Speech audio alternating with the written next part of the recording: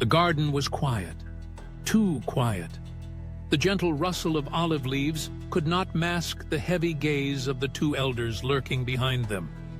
They had been watching her, day after day, not for righteousness, but for ruin.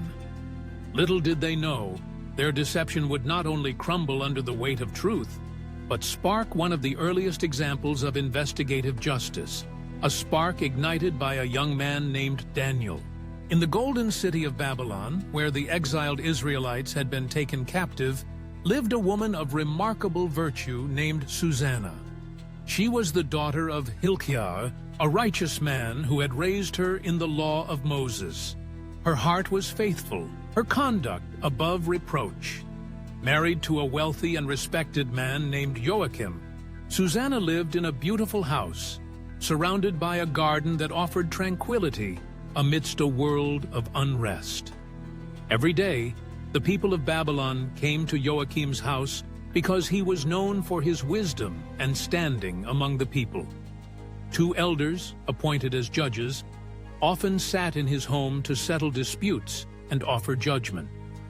But their hearts were not as pure as their titles implied.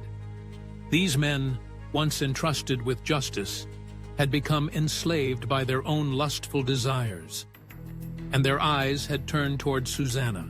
Day after day, as Susanna walked in her garden, modest and unaware, the elders watched her.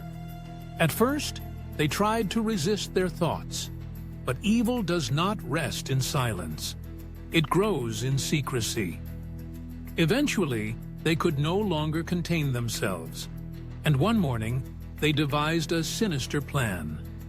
They waited until the household was quiet, and Susanna, as was her custom, entered the garden to bathe. She sent her maidservants away to fetch oil and perfumes, thinking nothing of it.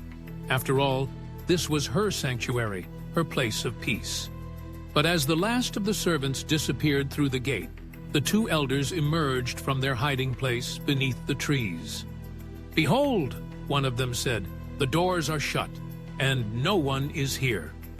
Lie with us, and we will keep your secret." Susanna recoiled in horror.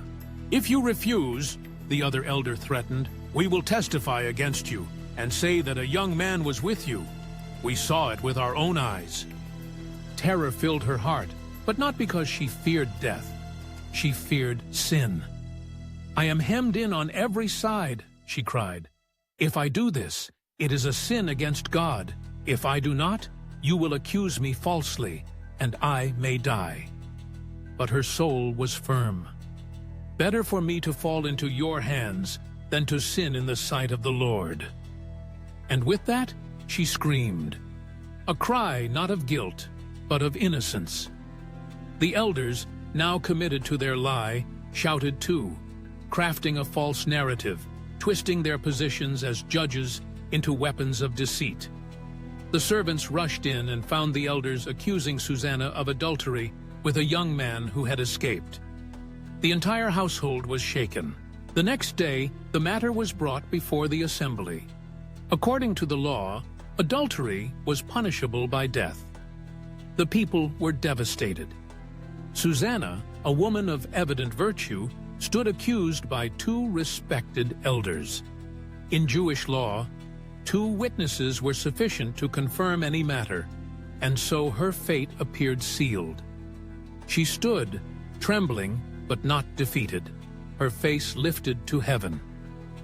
"O eternal God," she prayed silently, "you see all things. You know they have falsely accused me. Rescue me, Lord." And God heard. In the crowd stood a young man, still in his youth, but filled with the Spirit of God. His name was Daniel.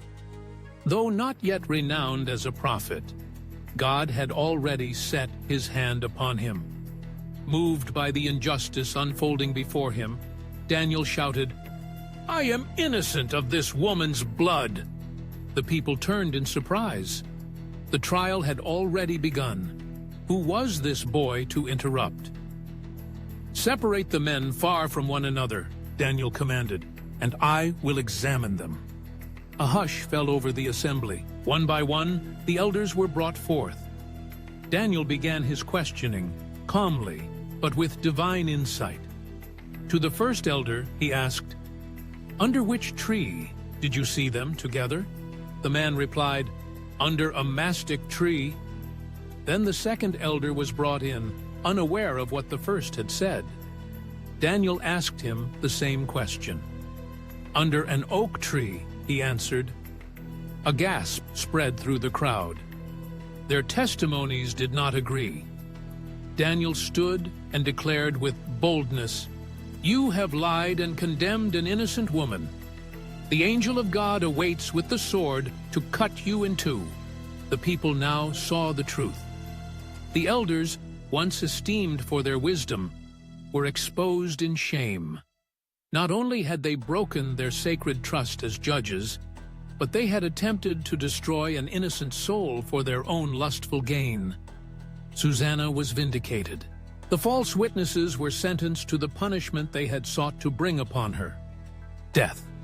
And so justice was served, not by might nor by power, but by the Spirit of the Lord working through a faithful servant. In the end, the story of Susanna, though sometimes overlooked, echoes powerfully through time. It is a tale not only of virtue under pressure, but of how truth, when wielded with courage, can expose corruption even at the highest levels. It reminds us that even when the odds are stacked and the righteous are surrounded by lies, God sees. He knows, and He can raise up someone, even a youth like Daniel, to speak light into darkness. The end.